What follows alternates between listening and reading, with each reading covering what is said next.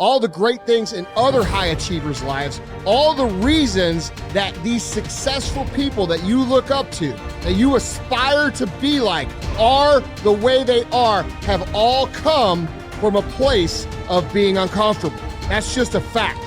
Single biggest reason why people have bad days is because they start them off by looking around at everybody else and seeing what they're doing instead of having the focus and the discipline to actually start your day off with you in control. Because everywhere I look and everywhere I see in today's society, everybody's doing everything they can to be more comfortable. They're looking for the more convenience. They're looking for the quicker. They're looking for the faster. Don't ask for security, ask for adventure.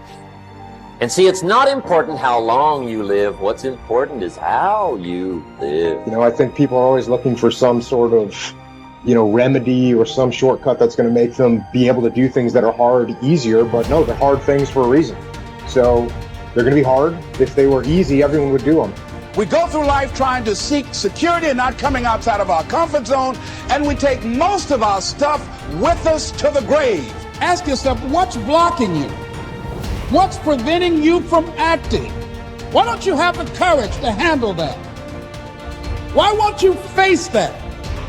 What are you running away from? What kind of avoidance behavior are you engaged in? Next is, what is the worst thing that can happen when you take action? But you have to make a conscientious decision that you're going to change. And it's not dependent on anybody else. Self-discipline begins with the mastery of your thoughts. If you don't control what you think, you can't control what you do. Understanding how to set up daily routines with alternating brain and body training and killing procrastination. Each and every day that you are breathing in this world, each and every day that you are doing something in this world, you should be focusing on getting better, not worse. Show me your character. Remain disciplined. Stay strong. When it all seems hopeless, keep plugging away. Nothing can stop you if you don't stop for anything. Don't stop for anything. Never break your discipline.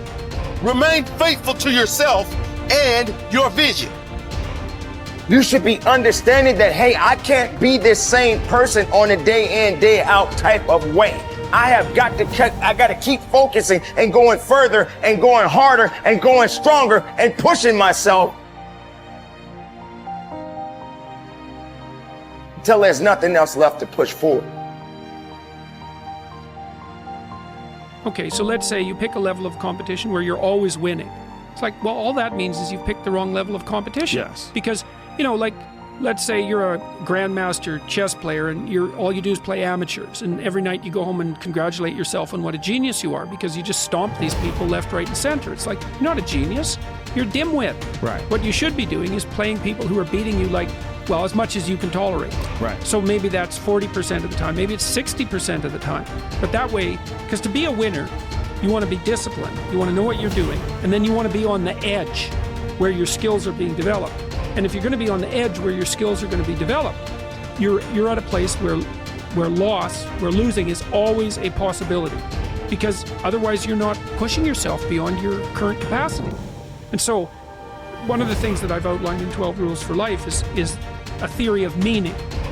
Because meaning, as far as I'm concerned, the sense of meaningful engagement is the antidote to malevolence and suffering, essentially. Because you want to have a life that's so engaging that you think, despite the fact that I'm limited and that we're mortal and that life is tragedy and there's evil in the world, despite all that, this is worth doing. And I think that there's a technical meaning that genuinely exists, and that's the meaning that you get when you're in a domain where you have some discipline and some skill. So you're laying out your competence and your ability, but you're simultaneously pushing yourself to develop past where you are. That's really engrossing. What that is doing is expanding your competence. And so life is suffering and betrayal in many senses of the word.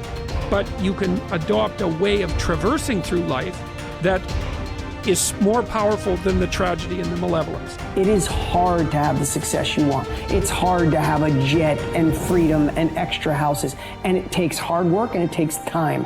And there's no shortcut. I don't care what anybody thinks. There's no shortcut. Maybe you could have bought Dogecoin and you got lucky. That is the rarest thing in the history of the world. Ed and I would bet we agree. I don't even know. Neither one of us probably invested in crypto when all of our friends said to, because we didn't know it, we didn't feel it, and we missed it. So I'm so blessed if you did for you. But that's not where true wealth is made. You have to work 50% harder than you think you do. You have to get kicked in the teeth more than you think. You have to get questioned by your friends and family and look like the dreamer twice as much as you think. The people you thought were going to support you aren't. Some people are going to talk behind your back. Some friends are going to leave you. And guess what?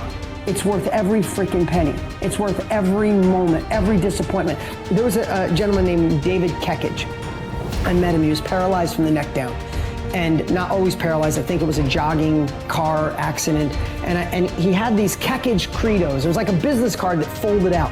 And one of his Kekich credos, to make him positive, most positive guy you ever met, couldn't move anything below his neck, one of them was, living the hard way is easy, and living the easy way is hard. So before I answer this about multiple streams of income, I think it's really important I tell you this. Living the hard way makes it easy. I could blame a lot of people. And that's the book I was reading. And I put it off on everybody else. It wasn't until I said, you know what, for me to fix this, I gotta read what the f is wrong with David Goggins. Not blame anybody.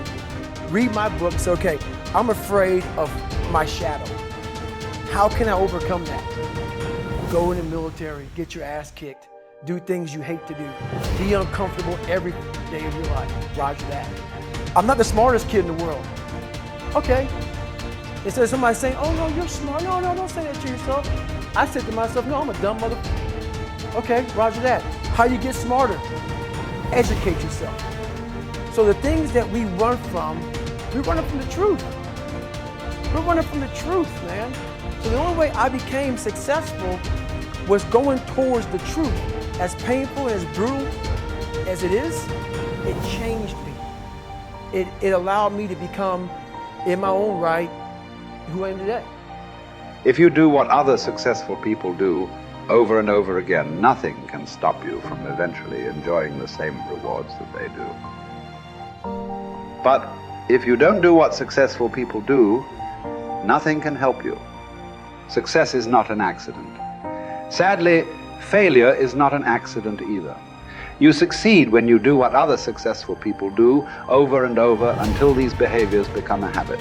Likewise, you fail if you don't do what successful people do. In either case, nature is neutral. Nature does not take sides. Nature doesn't care. What happens to you is simply a matter of law. The law of cause and effect. You can look at yourself as a machine with a default mechanism. Your default mechanism is the almost irresistible attraction of the expediency factor. In the absence of self-discipline, your default mechanism goes off automatically. This is the main cause of underachievement and the failure to realize your true potential. When you are not working deliberately, consciously, and continuously to be and have those things that constitute success for you, your default mechanism is at work. You end up doing those fun, easy, and low-value things in the short term that lead to frustration, financial worries, and failure in the long term.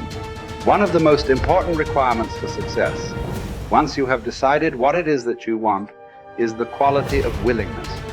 Successful people are willing to pay the price, whatever it is and for as long as it takes, until they achieve the results they desire. Everyone wants to be successful.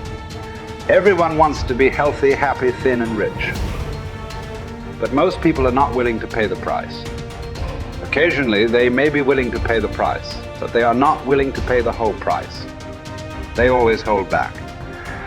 They always have some excuse or rationalization for not disciplining themselves to do everything that they need to do to achieve their goal. How can you tell when you have paid the full price of success? It's simple. Look around you. There it is. You can always tell how much of the price of success you have paid by looking at your current lifestyle and your bank account. By the law of correspondence, Your outer world will, like a mirror, always reflect the person you are and the price you have paid on the inside.